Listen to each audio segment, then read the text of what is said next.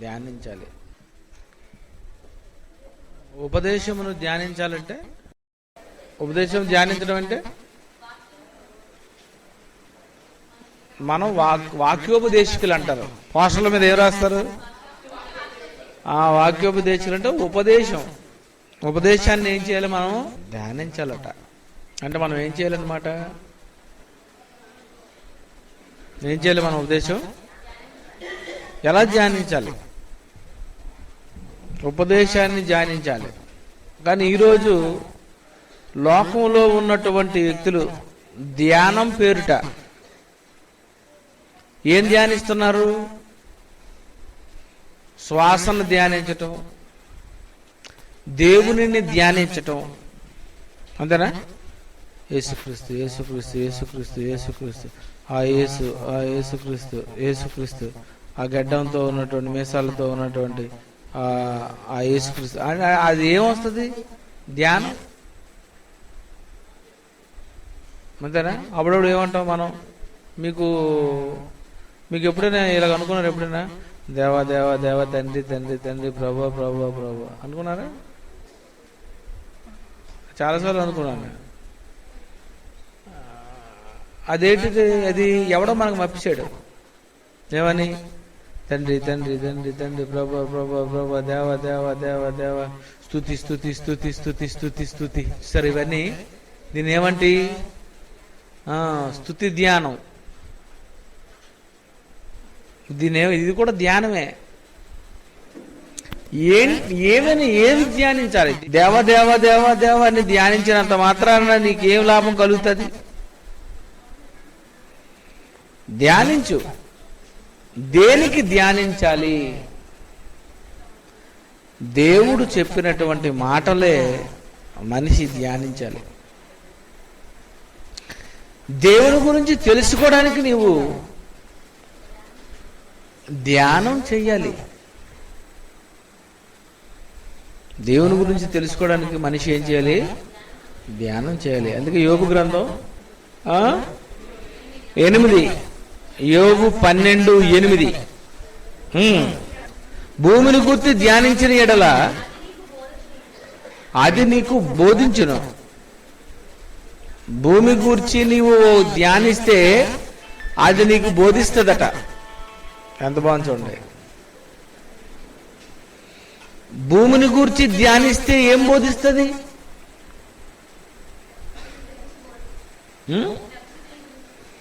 భూమిని ధ్యానిస్తే ఏం బోధిస్తుంది?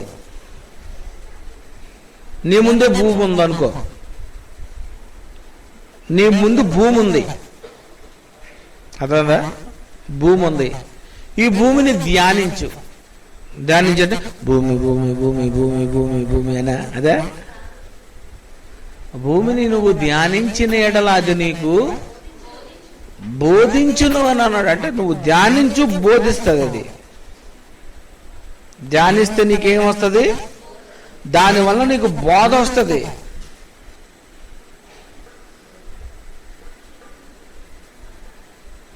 ప్రసంగి గ్రంథం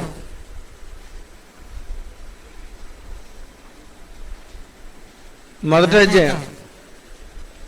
14, సూర్యుని క్రింద జరుగుతున్న క్రియలన్నిటినీ నేను చూచితిని. సూర్యుని క్రింద జరుగుతున్నటువంటి ఇవన్నీ చూశాను. అవన్నీ నాకేమర్థమైంది? ఇవన్నీ నాశనం అయిపోతాయి. అంటే నువ్వు ఏం అర్థం చేసుకోవాలి? సూర్యుని క్రింద జరుగుతున్నటువంటి వీటిని అన్నిటిని చూస్తే నీకేమర్థం అవ్వాలి? ఇది అంతా పోతుంది, ఇతను చనిపోతాడు, అతను చనిపోతాడు, అంత పోతుంది, మేడలు పోతుంది, మిద్దులు పోతాయి, బంగారం పోతుంది, కార్లు పోతాయి, అన్నీ పోతాయి, ఇటువన్నీ వెళ్ళిపోతాయి, ఇవన్నీ చనిపోతాయి. మరి ఏంటి చనిపోతే ఏంటి అని నువ్వు అడిగితే భూమిని అది బోధిస్తుంది. భూమి బోధిస్తుందట. భూమిని ధ్యానించి బోధిస్తుంది అన్నాడు. సూర్యుని ధ్యానించమన్నాడేటి? చంద్రుని ధ్యానించమన్నాడా? నక్షత్రాలను ధ్యానించమన్నాడా? ఆకాశాన్ని ధ్యానించమన్నాడా? భూమిని నువ్వు ధ్యానించను అన్నాడు. భూమిని నీవు ధ్యానించు. భూమిని ధ్యానిస్తే, ఇప్పుడు మనం భూమి దగ్గరికి వెళ్ళిపోతాం, ధ్యానం. భూమిలో ఏ ఉంటాయి? అన్ని మొక్కలు ఉంటాయి, అన్ని జంతువులు ఉంటాయి. అదేనా? అన్ని మొక్కలు ఉంటాయి భూమి మీద, జంతువులు ఉంటాయి. జంతువులు ధ్యానించాలా, భూమిని ధ్యానించాలా? అంతేనా? భూమి మీద ఉన్న వాటిని అన్నాడా, భూమినా? భూమిని ధ్యానించు. సైంటిస్టు, శాస్త్రవేత్తలారా, భూమిని ధ్యానించు. భూమి మీద మాత్రమే నీవు విత్తనాలు విత్తితే ఇక్కడ మాత్రమే మొలకొస్తుంది. ఎందుకు? చంద్రునిలో ఎందుకు రాదు? మిగిలిన గ్రహాలలో ఎందుకు రాదు? భూమిని ధ్యానించు. భూమిలో ఎందుకు నీళ్లున్నాయి? భూమిలో ఉన్నటువంటి లోపలి భాగము ఎందుకు అగ్నిమయంగా ఉంది? ధ్యానించు. యోబు గ్రంథం 28:5. యోబు గ్రంథం 28:5. భూమి నుండి ఆహారము పుట్టును, దాని లోపలి భాగము అగ్నిమయమైనట్లుండును. భూమిని ధ్యానించు. భూమిని ఇప్పుడు నువ్వు ధ్యానించు. భూమిని, మట్టిని నీవు ధ్యానిస్తే నీకు ఒకటి అర్థం అవ్వాలి. ఏమని? భూమిని ధ్యానించు. ఏమని ధ్యానించాలి చెప్పండి? భూమి ఎలాగొచ్చింది?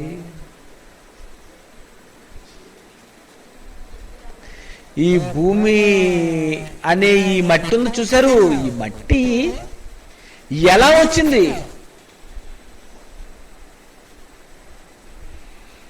నీవు ఎక్కడ మట్టి చూసినా ఆ మట్టి ఎక్కడ నుండి వచ్చిందంటే ఎవరో తెచ్చారని నువ్వు ఎలాగైతే అంటావో, భూమిని నీవు ధ్యానిస్తే ఈ భూమి మీద ఉన్నటువంటి, ఈ భూమికి కావలసిన ఈ మట్టి, ఈ భూమి మీద ఉన్నటువంటి ఆ లోపల నీరు గాని, పైన ఉన్నటువంటి నీరు గాని, భూమిలో ఏ విత్తనం విత్తేస్తున్నా అది ఎందుకు మట్టి అవడం లేదు? భూమిని ధ్యానించాల. భూమిలో విత్తనం పడేసావు, ఏమైపోలేదు? అంతేనా? కుక్క పడి ఉన్నా, కుక్క చచ్చిపోయిన మట్టి అయిపోద్ది, పక్షి చచ్చిపోయిన మట్టి అయిపోద్ది, ఆవు చచ్చిపోయిన మట్టి అయిపోద్ది, ఏది చూసినా మట్టి అయిపోతున్నప్పుడు సమస్తము మంటి నుండి వచ్చింది కనుక మంటికే చేరాలి కదా. మంటిలో కలిసిపోవలసినటువంటి, ఇది కుళ్ళిపోవలసినటువంటి ఇవన్నీ భూమిలో ఎందుకు మట్టి అయిపోవడం లేదు? ధ్యానించు. పడినటువంటి ఈ గింజలు ఇవన్నీ ఎందుకు మట్టి అవ్వడం లేదు? భూమి ధ్యానించు, అది నీకు బోధించును.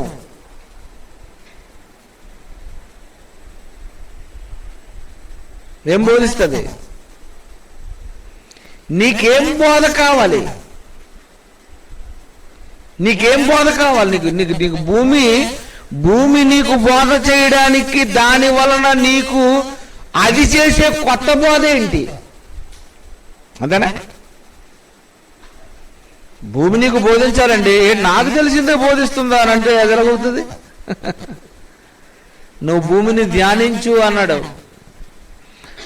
ఈ ధ్యానానికని, ఈ యోగాలని, ఆసనాలని ఎవరైతే మనసును ప్రశాంతంగా చేసుకోవాలని నువ్వు అనుకుంటున్నావో, నీ మనస్సు సరిగ్గా వర్కౌట్ అవ్వాలంటే, నీ మనస్సు ఛార్జ్ అవ్వాలంటే, నీ మైండ్ షార్ప్ అవ్వాలంటే నువ్వు ఒక్కసారి భూమిని నీవు ధ్యానించు. భూమిని ధ్యానిస్తే అదేం చేస్తుంది? అన్నిటినీ మట్టి చేయగలిగిన ఇది చిన్న గింజని ఎందుకు అది మట్టి చేయలేకపోతుంది? ఏం జరుగుతుంది? ఏంటి మట్టికున్నటువంటి లక్షణం? అన్నిటినీ కలిపేసుకుంటుంది, అన్నీ మట్టి అయిపోతున్నాయి, కానీ ఇది ఎందుకు ఇప్పటికీ మట్టి అవ్వడం లేదు? ఆ రోజు కలిగించిన ఆ దేవుడు ఆ విత్తనాలను ఈ రోజు వరకు ఎందుకు ఈ భూమి మట్టి చేయలేకపోతుంది? భూమిని నువ్వు ధ్యానించు, అది నీకు బోధిస్తుంది. అంటే భూమిని బోధ చేయడానికి దేవుడు మనిషి కోసం పెట్టినట్టుగా ఆ భూమిని మనిషిని ధ్యానించమంటున్నాడు. నువ్వు ధ్యానించిన ఆయన, నువ్వు దాని లోపల భాగం ఎందుకు అసలు అగ్నిమయంగా ఉంటది? అందులో నీళ్లు ఎవరు పెట్టారు? అందులో ఉప్పు నీళ్ళేంటి, అందులో మంచి నీళ్ళేంటి, అందులో నల్లరేగడి నేలేంటి, ఎర్రరేగడి నేలేంటి, మామూలు నేలేంటి, మట్టిలో మళ్ళా మట్టేటి, మట్టిలో మళ్ళా ఇసుకేంటి? భూమిని నీవు ధ్యానించి, భూమి నుండి పెట్రోల్ రావడం ఏంటి, భూమి నుండి గ్యాస్ రావడం ఏంటి, భూమిలో నుండి అన్నీ ఏంటి వచ్చేస్తున్నాయి. నువ్వు ఈరోజు కనుగొన్నటువంటి కనిపెట్టినది ప్రతిదీ కూడా ఎందులో ఉంది? భూమిలో ఉంది. గనుక భూమిని నీవు ధ్యానించు, అది నీకు బోధిస్తుంది. ఆ భూమిలో దేవుడు చాలా పెట్టాడు. ఈ భూమిలో దేవుడు దాచాడు. భూమిని ధ్యానిస్తుంది, చెప్తుంది. భూమి ఒక పెద్ద క్యారేజీ, అంతేనా? ఈ భూమి ఏంటి? భూమిని ధ్యానిస్తే నీకేమర్థం అవ్వాలి? అబ్బాయి, భూమిని చాలా పెద్ద క్యారేజ్ అండి. ఈ భూమి మీద చాలా ఉన్నాయండి.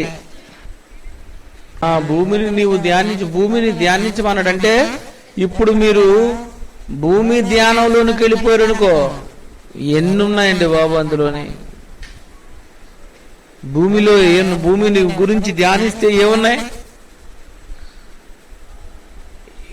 మానవ తరాలకు సరిపోయేటంతటి విలువైనటువంటివన్నీ కూడా ఎందులో ఉన్నాయి? భూమిలోనే ఉన్నాయి. చంద్రుల్లో ఎందుకు లేవు? మిగిలిన గ్రహాల్లో ఎందుకు లేవు? ఈ భూమిలోని మాత్రమే ఇవన్నీ ఎందుకు ఉన్నాయి? భూమి గురించి ధ్యానించండి అన్నాడు. అంటే దేవుడు కూడా ధ్యానం చేయమన్నాడు. ధ్యానం వద్దనడం లేదు, ధ్యానం చేయండి. శ్వాసను ధ్యానం ఏంటి? దేవుని ధ్యానం ఏంటి? దేవుని ధ్యానం చేస్తే నీకేమొస్తుంది? భూమిని ధ్యానం చేస్తే నీకు బోధ చేస్తుంది. దేవుడిని ధ్యానం చేస్తే ఏమొస్తుంది? అంతేనా? భూమిని ధ్యానించు. భూమిని ధ్యానిస్తే నీకు మొత్తం అంతా అర్థమైపోద్ది. అందులో నుండి బంగారం, అందులో వెండి, అందులోనే రాగి, అందులో ఇత్తడి, అందులో కంచు, అందులోనే వజ్రాలు, అందులోనే అన్ని. ఇవన్నీ కూడా ఎవరు పెట్టారు? వీటినన్నిటినీ ఇది ఎందుకు ఉత్పత్తి చేస్తుంది? ఇది పెద్ద ఫ్యాక్టరా? ఇది ఏమైనా కర్మాగారమా? ఇది ఏంటి? దీని సంగతి ఏంటి? భూమి నీవు ధ్యానించు అని అన్నాడు. అంటే మనిషి భూమిని ధ్యానించేసరికి అవన్నీ మానవునికి భూమి బోధ చేస్తుంది. ఎప్పుడు ధ్యానించమన్నాడు? ఎప్పుడు ధ్యానం చేయమన్నాడు? పాత నిబంధన కాలంలో చెప్పాడు. ఓరి సత్యుదత్తమ్మల్లారా, ధ్యానం అంటే ఏదో ధ్యానం చేయడం కాదురా, దేవుడు సృష్టించినటువంటి భూమిని మీరు ధ్యానం చేయండి. ఈ ధ్యానం చేస్తే అది మీకు బోధిస్తుంది. ఎవరి గురించి బోధిస్తుంది? ఏమని బోధిస్తుంది?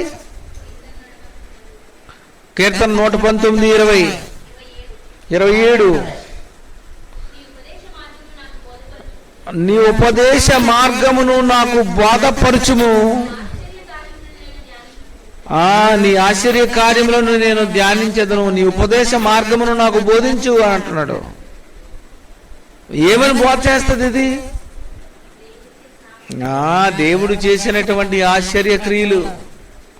ఖచ్చితంగా ఇది చేసినది దేవుడే, ఖచ్చితంగా భూమిని కలిగించిన దేవుడే, ఖచ్చితంగా భూమిలో ఇవన్నీ పెట్టినది దేవుడే, ఖచ్చితంగా ఇవి వాటి వాటి కాలాల్లో అవి అవుతుంటాయి అని భూమిని ధ్యానిస్తే అది నీకు బోధ చేస్తుందని అన్నాడు. కనుక మనిషి ధ్యానించవలసింది భూమిని, మనిషి ధ్యానించవలసింది దేవుని ఆశ్చర్య కార్యాలను. మనిషి ఒకవేళ ధ్యానిస్తే ఏం ధ్యానించమన్నాడు తెలుసా? కీర్తన గ్రంథం 1:3 యెహోవా ధర్మశాస్త్రమును నందు ఆనందించుచు దివారాత్రము దానిని ధ్యానించువాడు ధన్యుడు. దివారాత్రం ఏది ధ్యానించాలి? యెహోవా ధర్మశాస్త్రము. యెహోవా ధర్మశాస్త్రము. ధర్మంగా నీవు ఎలా బ్రతకాలి, లోకములో నీవు ఎలా ధర్మంగా బ్రతకాలి, యెహోవా ధర్మశాస్త్రమునందు, ధర్మశాస్త్రం ధ్యానించువాడు ధన్యుడు. అంటే యేసుప్రభు వారు ఏం చేశారనమాట? ధర్మశాస్త్రము ధ్యానించాడు. ధర్మశాస్త్రం ఏం చేశాడు? ధ్యానించాడు. అంటే దేవుని మాటలు మానవుడు ధ్యానించాలి. ఈ ధ్యానం గురించి దేవుడు ఏం చెప్పాడు బైబిల్లో? ఎవడో ఒకడు అడుగుతాడు ఓ ప్రశ్న, దాని గురించి నీవు ధ్యానించు. పరలోకంలో దేవదూతలు యుద్ధం చేశారట. కత్తులతో చేశారా, లేకపోతే విమానాలతో చేశారా, లేకపోతే మాటలతో కొట్టుకున్నారా, లేకపోతే చేటలతో కొట్టుకున్నారా? ఎలాగ కొట్టుకున్నారు? ఎలా ఓడిపోయింది ఇది? అసలు ఎలాగ యుద్ధం జరిగింది? ఆ యుద్ధం ఎలాగుంటది? మనుషులు చేసే భూమి మీద యుద్ధాల్లో రకరకాలు చూసాం, కానీ దేవదూతలట అక్కడ పరలోకంలో యుద్ధం చేసేయట. అంటే పరలోకంలో యుద్ధం చేసినప్పుడు తలుపులు గిలుపులు నరికేయడం కానీ, కత్తులతో మొత్తం అన్ని పడగొట్టడం కానీ, అసలు ఏం చేసే? ధ్యానించు. నువ్వు ధ్యానించు, నీకు అందుతుంది. ఉంది ఆన్సర్ ఉంది. నువ్వు ధ్యానించు. నువ్వు అంతేనా? కయ్యనికి భార్య ఎక్కడ నుండి వచ్చింది? ధ్యానించు. ఏదైనా తోటలో దేవుడు చెట్టు ఎందుకు వేసాడు? ధ్యానించు. అంజూరు చెట్టు ఎందుకు దేవుడు చెప్పించాడు? ధ్యానించు. అక్కడేమో చెట్టు వేస్తాడు, ఇంకో దగ్గర చెట్టు ఫలించొద్దు అంటాడు. ఏంటి ధ్యానించడం ఏంటి? గొడ్డల చెట్లు వేరు ఉంచబడి ఉండడం ఏంటి? అంటే భూమి మీద ఉన్నటువంటి మొక్కలన్నిటికీ దేవుడు కిందన గొడ్డలెట్టాడా? అంతే కదా. మరి దేవుడు కలిగించినటువంటి ప్రతి మొక్కలకి కింద ఏం పెట్టాడు? గొడ్డలు పెట్టాడా? ఇందుకు ఏం గొడ్డలి? ఎక్కడ పెట్టాడు గొడ్డలి? అంతేనా? ఏం చేయాలంటే నువ్వు ధ్యానించు. నువ్వు ధ్యానిస్తే నీకు మొత్తం అన్ని సంగతులు నీకు అర్థమవుతాయి. అది అండి ఈ పాఠంలో. ఏ విషయాన్నైనా నీవు ఏం చేస్తావంటే ఇది ఎందుకు తెగడం లేదు అని ఆలోచించు. ఇది ఎందుకు అర్థం అవ్వలేదని నన్ను ఆలోచించు. ప్రణగంధం గురించి ఆయన స్టార్ట్ చేశారు గురుగారు. స్టార్ట్ చేయగానే నేను ఒక ధ్యానంలోకి వెళ్ళిపోయాను. ఏంటి తండ్రి, ఏంటి మొదటి మాట ఏంటి దాని సంగతి ఏంటి, దాన్ని ఏమని నేను తీసుకోవాలి, దీనిని ఏమని ఆలోచించుకోవాలి అంటే ఏమర్థమైంది? యేసుక్రీస్తుకి ఎవడైతే దాసుడు అవుతాడో ఆడికి కనపరుస్తాడు.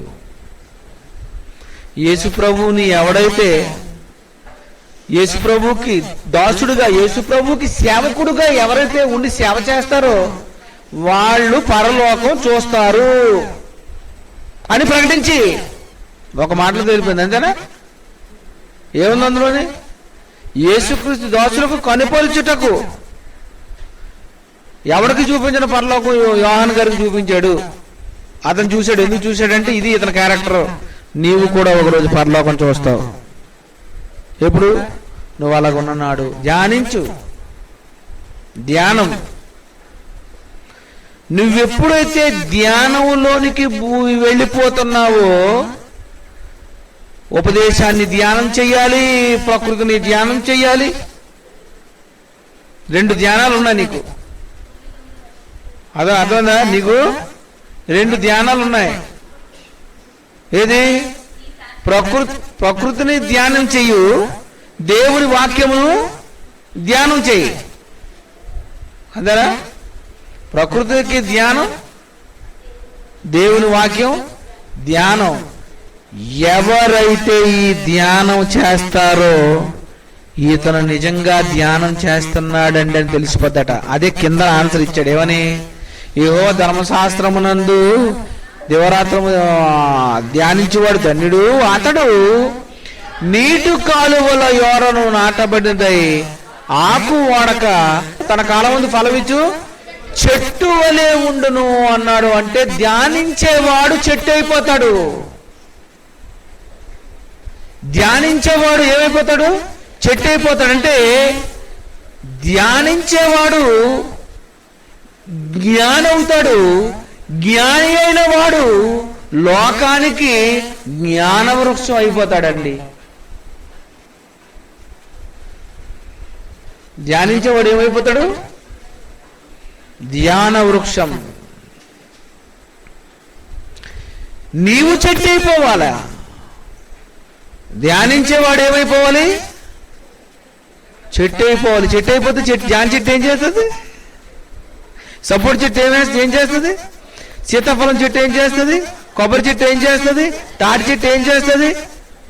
నీవు ఏమైపోతావో తెలుసా? నువ్వు చెట్టు ఎప్పుడైతే అయిపోయావో నీలో నుండి అన్ని ఫలాలే.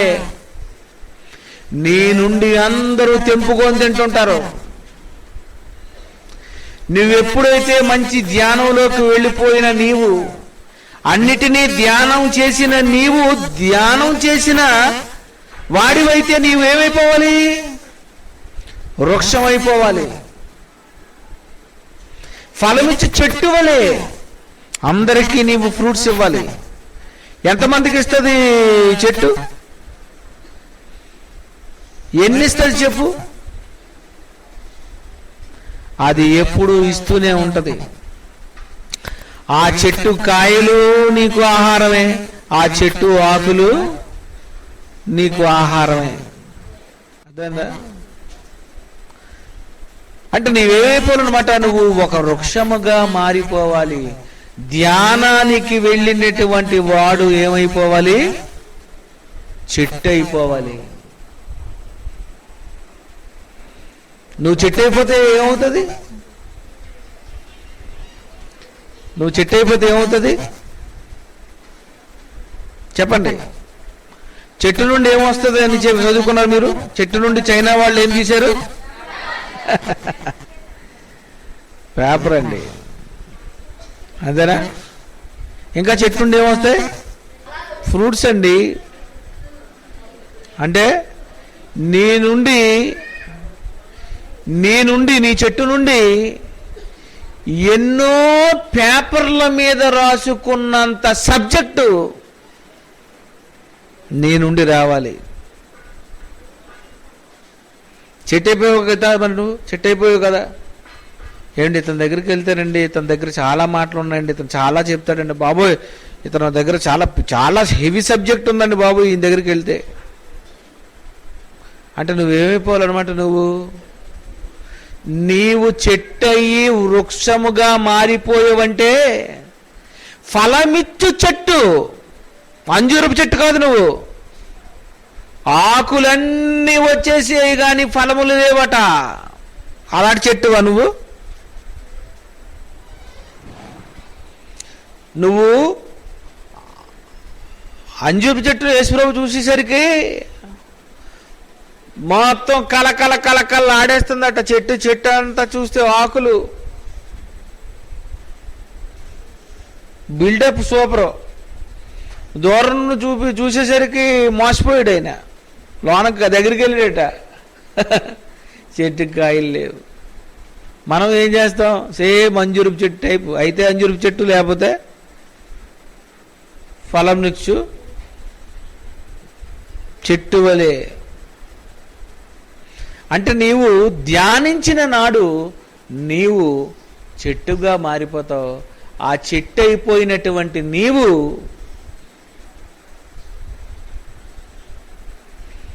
లోనున్న బయట ఉన్నటువంటి ఈ కాలుష్యం అంతా తీసేసుకొని వాళ్ళకి ఏమి ఇచ్చేస్తావు? ఆక్సిజన్. ఆక్సిజన్ దేనికి? మనిషిని బ్రతికించటానికి.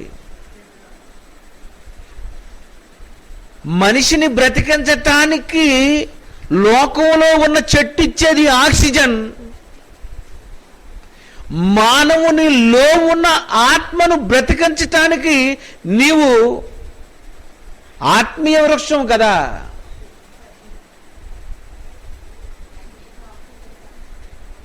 నువ్వు ఆత్మీయ వృక్షం కదా. ఈ ఆత్మీయ వృక్షాన్ని నీవేం చేయాలి? ఈ ఆత్మీయ వృక్షానికి కాసినటువంటి ఈ కాయలను, ఆత్మఫలాలను, ప్రకటన గ్రంథం 2వ అధ్యాయం 7వ వచనం, ప్రకటన గ్రంథం 2వ అధ్యాయం 7వ వచనం,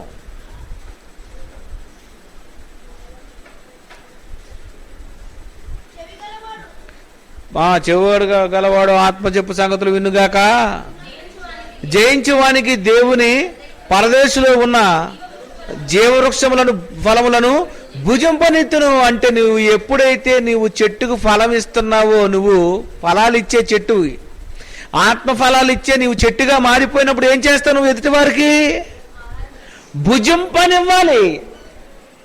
నువ్వు రావడానికి వీలేదు, నేను నీకు కాయలు ఇవ్వను, నీకు ఫలాలు ఇవ్వను. మరి ధ్యానించేవు కదా. మరి ధ్యానించిన నీవు ఏమైపోవాలి? మధ్యాహ్నం వెళ్ళిపోకూడదు. అర్థమైందా? ధ్యానంలోకి వెళ్ళి నీవేమైపోకూడదు. మధ్యాహ్నం అయిపోయింది అమ్మా, మధ్యాహ్నం అయిపోగానే ఏం చేస్తాం మనం? ధ్యానం. పడుకుని పోకూడదు. నువ్వు పడుకుని పోకు.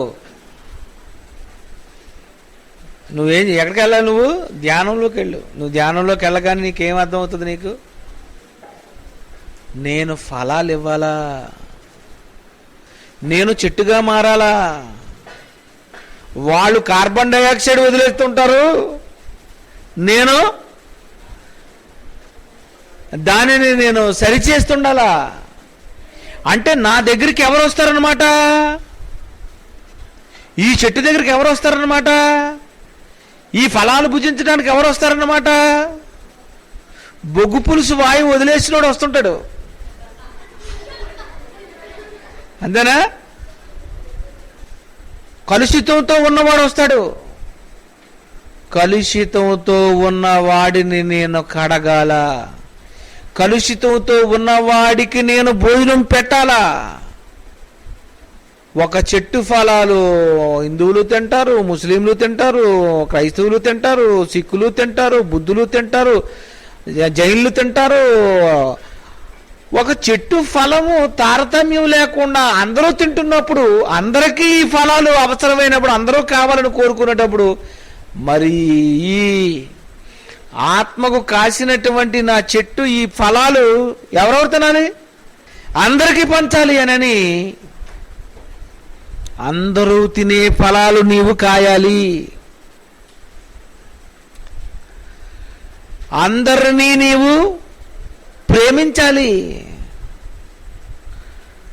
అందరికీ నీవు ఆకలి తీర్చాలి.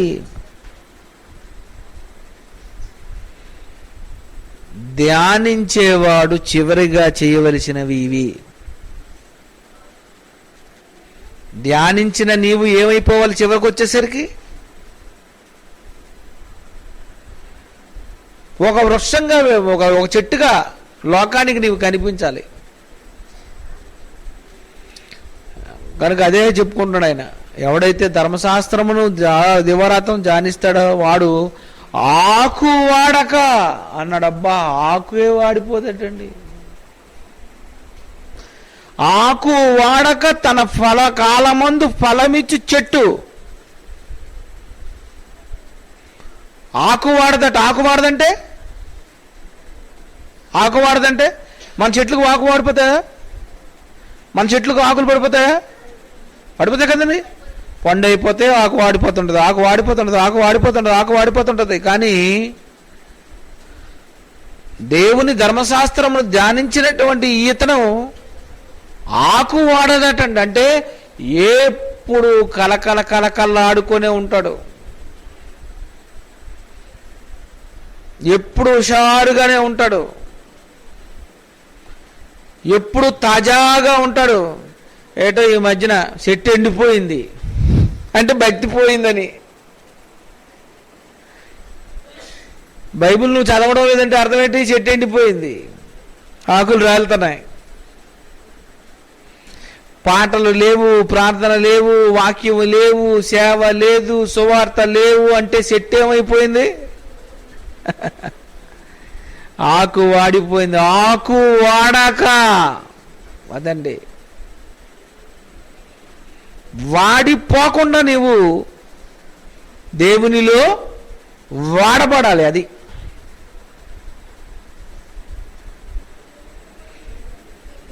ఆకు వాడక అని అన్నాడు. ఏం మంచి మాట వచ్చిందండి, ఎంత బాగుంది. ఆకు వాడక తన కాలం ముందు ఫలమిచ్చి చెట్టట.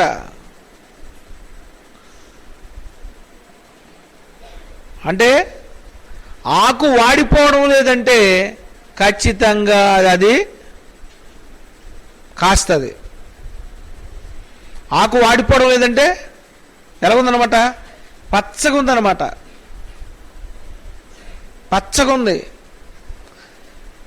అంటే నీవు ఎప్పుడు ఇలాగే ఉండాలి. ధ్యానించేవాడు ఏమైపోతాడు? చెట్టు అయిపోతాడు. చెట్టు అయిపోయాడు అనుకో, ఇంకా ఫలాలు ఇచ్చేసావు, ఇంకెందుకు ధ్యానం? నువ్వు ఫలాలు ఇచ్చేస్తున్నావు కదా, ఇంకెందుకు నీకు ధ్యానం? నువ్వు ఫలాలు ఇచ్చేయడమే. కనుక నువ్వు ఫలాలు తర్వాత నీవు ఇవ్వాలి కనుక ఆదికాండం నుండి ప్రకటన గ్రంథం వరకు ముందు నీవేం చేయాలి? ధ్యానం చేయాలి.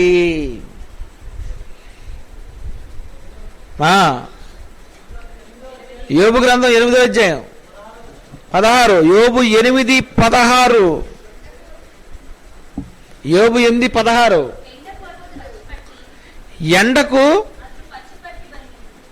ఎండకు అతడు పచ్చి పట్టి బలిను, అతని తీగలు అతని తోట మీద అల్లుకొనును, అతని వేళ్ళు గట్టు మీద చుట్టుకొనును, రాళ్ళు గన తన నివాసము అతడు తేరు చూచును. అంటే నువ్వు ఎలాంటి చెట్టు అయిపోతావంటే నువ్వు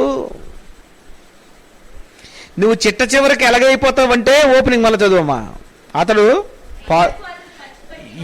ఎండకు అతడు పచ్చిపట్టి బలీను,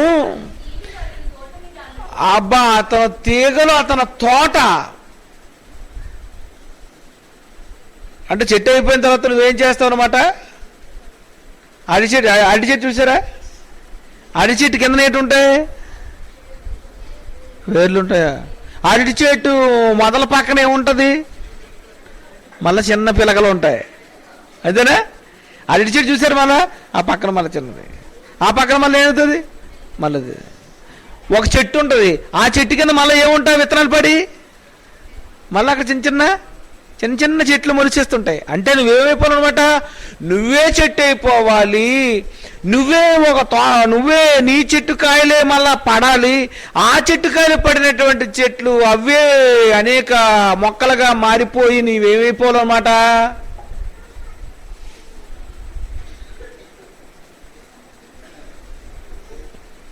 ఒక తోట అయిపోవాలి. నువ్వేమైపోవాలి?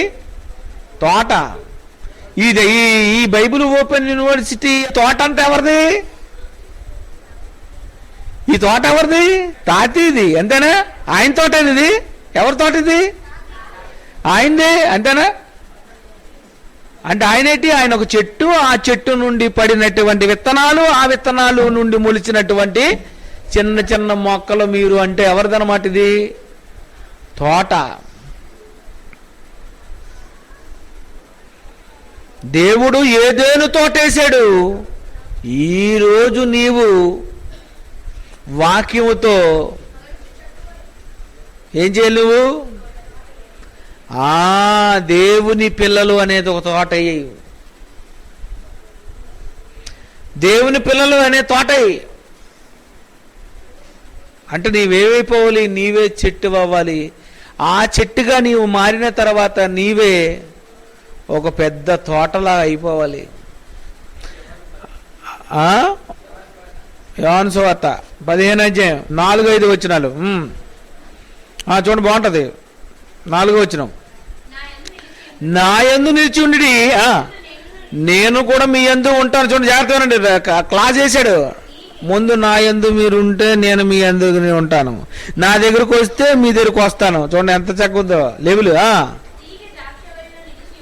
తీగ ద్రాక్ష వల్లిలో నిల్చుంటేనే గాని తనంతట తానే ఎలాగైతే ఫలింపదు, అలాగే నా యందు నిలిచుంటే గాని మీరు ఫలింపరు. 2వ వచనం అమ్మ, 2వ వచనం.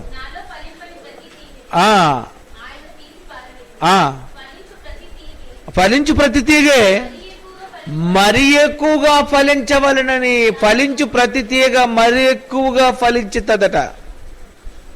అంటే డెవలప్ అయిన వాళ్ళే డెవలప్ అయిపోతుంటారు. అందుకే చూడండి, కొంతమంది డెవలప్ అవ్వరు, ఎప్పుడు అదే దేవుని మీద మీరు ఎంత కొలత అయితే కొలుసుకుంటారో అదే కొలతలో మీరు ఉండిపోతారు. కారణం దేవుడు చెప్పాడు, ఫలించినోడు అభివృద్ధి చెందుతాడురా, ఫలాలు లేనివాడు అలాగే ఉండిపోతారు. ఫలించకపోతే ఏం చేస్తారు? తీసేస్తాడు. మనం తీసేయవలసిన అవసరం లేదు, ఆయన తీసేస్తాడు. నీవు చెట్టు అయిపోవాలి. నువ్వు ఎందుకు ధ్యానంలోకి వెళ్ళావు? నువ్వు దీన్ని ఎందుకు ధ్యానంకి వెళ్ళావు? బైబుల్ అంతా ధ్యానం చేసిన నీవు చిట్ట చివరకు వచ్చేసరికి నీ తాలూకా ప్రోగ్రెస్ ఏది?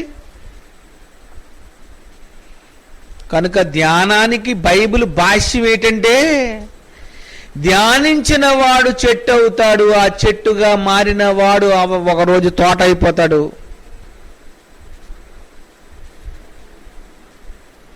అలాగా బైబిలు ధ్యానించేవాడు, దేవుని మాటలు ధ్యానించేవాడు అభివృద్ధి చెందుతాడు. ధ్యానించేవాడు అభివృద్ధి చెందుతాడు. ధ్యానించేవాడు అనేక మందిని అభివృద్ధి చేస్తాడు. ధ్యానించని వాడు ఏం చేస్తాడు? అతనికి ఇచ్చిన తలాంతిని పాతేస్తాడు. ధ్యానించిన వాడు ఏం చేస్తాడు? మట్టిలో పాతేస్తాడు. కనుక ధ్యానానికి చెప్పినటువంటి బైబిల్ భాష్యం, నువ్వు ధ్యానిస్తే నీవు ధ్యాన వృక్షం అయిపోతావు. నీవు ధ్యానిస్తే నీవు జ్ఞాన వృక్షం అయిపోతావు. నువ్వు ధ్యానిస్తే ఒకరోజు నీవు ఆకు వాడక తన కాలమందు ఫలమిచ్చి చెట్టు వలె అయిపోతావు.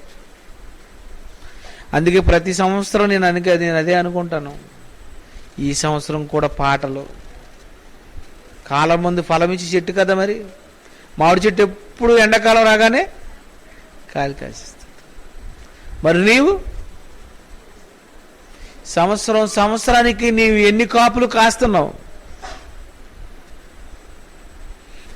కనుక నీవు ధ్యానిస్తే మాకు తెలిసిపోతుంది, ఓహ్ ఇతను ధ్యానిస్తున్నాడండి, ధ్యానంలో ఉన్నాడండి, అదేనా? కనుక ధ్యానానికి చెప్పిన బైబిల్ భాష్యం ఏంటంటే, మనసు బాగుండడానికి నీవు ధ్యానించుకొని నీవు గదిలో ఉంటే ఏమి లాభం రా నీకు? నీవు ఆసనాలు వేసుకుంటే మాకేం లాభం? నీ వలన మాకు లాభం ఉండాలి, అంతేనా? గదిలోకి వెళ్ళిపోయి తలుపు వేసుకుని ముక్కు మూసుకొని ధ్యానం చేసుకుంటే సుఖం ఉంది మాకు? నీ వలన మాకేం కావాలి? లాభం. నువ్వెందుకు ధ్యానంకి వెళ్ళావు? నువ్వు ధ్యానించినందుకు నీ వల్ల నాకు లాభం రావాలా? నీవు ధ్యానించటం వల్ల నీకు ఏ లాభం లేదు. నువ్వు ఆసనాలు వేయడం వల్ల నువ్వేం బతికిపోతావా? నువ్వు ఆసనాలు వేసుకుంటే ఆయుష్కాలం పెంచుకుంటావా? ఎక్కడ పెంచుకుంటాడు? ఆసనాలు వేసుకున్నాడు చచ్చిపోవడం లేదా? కనుక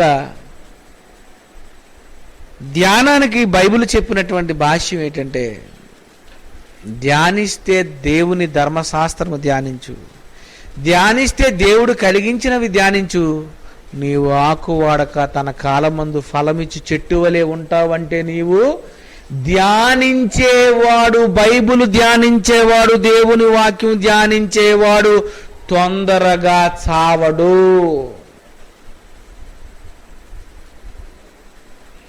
చెట్టు అయిపోతావు మరి నువ్వు కదా, ఫలమిచ్చి చెట్టు అవుతావు కదా, నువ్వెందుకు చచ్చిపోతావు?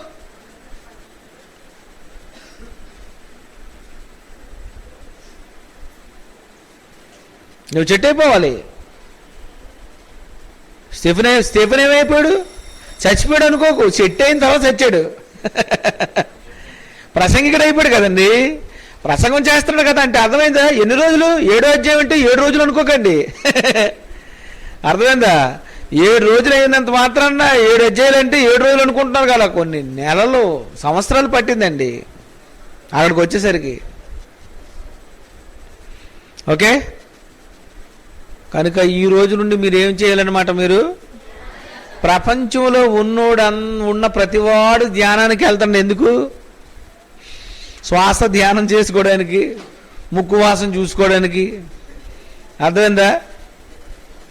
తపస్సు చేసుకోవడానికి. అది కాదర్రా, దేవుని మాటను నువ్వు ధ్యానించడానికి వెళ్ళు. భూమిని నీవు ధ్యానించు, దేవుని ఆశ్చర్యకార్యాలు ధ్యానించు. నీవు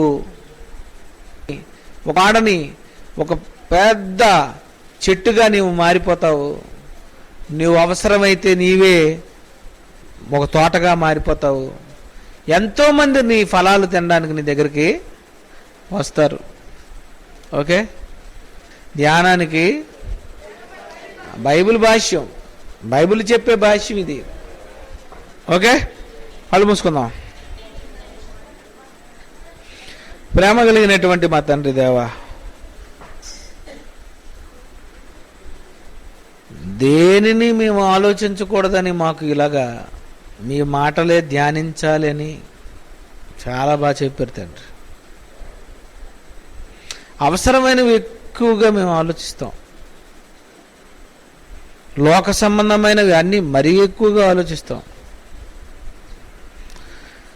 ఎవరిని ఎలా కూల్చాలి, ఎవరిని ఎలా దెబ్బ తీయాలి, ఎలాగా ఏం చేసి నన్ను నేను డెవలప్ చేసుకోవాలి అని మానవులు ఇలాగే ధ్యానిస్తున్నారు. కానీ దేవుని మాటలు ధ్యానించాలి అని, దేవుని మాటలే మానవుడు ఆలోచనలో ఉండాలి అని సాతాను మాటలు, వాడి మాయలు, వాడి తప్పుడు మాటలు మనిషి మనసులో ఉండకూడదని మనిషిని ధ్యానం చేయమని మీరే చెప్పారు నాయనా. మేమెప్పుడు మీ గురించే ఆలోచించాలి, మేమెప్పుడు మీ గురించే ధ్యానం చేయాలి. మీ మాటలే మేము వేరేగా మేము మా మనసును దేని గురించో ఆలోచించుకొని ఎక్కువ చింతించి మోరడెక్కువ మీరు చేసుకోకుండా మా చింత యావత్తు మీ మీద ఏమన్నారు? మీ మాటలన్నీ మా మీద వేసుకోమన్నారు, మీ కాడి ఎత్తుకోమన్నారు. మేము మీ మాటలే మోసుకెళ్ళి అనేక మందికి అందించగలిగేటట్లు సహాయం చేయండి. యేసుక్రీస్తు పేరటి ప్రార్థన సమర్పిస్తున్నాం తండ్రి, ఆమేన్.